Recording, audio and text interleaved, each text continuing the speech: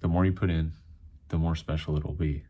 And it has nothing to do with anybody else. So it's Tuesday during the week. That's when days of the week are.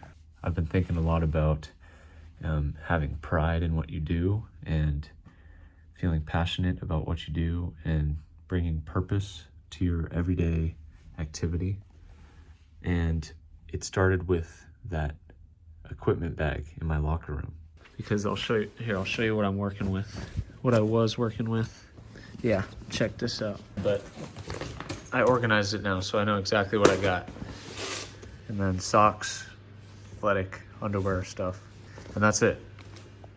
And it's organized, so now it's not in my head anymore. So basically, the more pride you have in something, the more purpose you put into the little details of something, the more special it becomes. And the good thing is, you get to decide how much effort you want to put into something, how much you want to care about something, and how special you want to make it. And it's a direct correlation. The more you put in, the more special it'll be.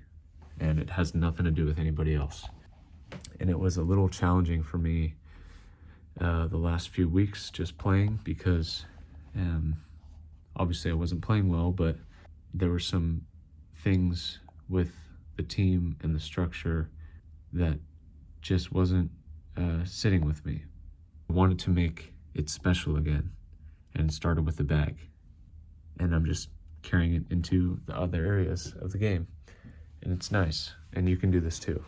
You just have to make your own process special and do it regardless of what anybody else says or thinks or does for their own process.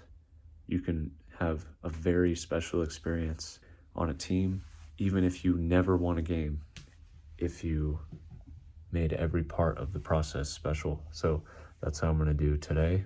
Just add another component to the equation and feel more pride about the space specifically. So I'm going to clean up the locker room and the shed. That's the plan today.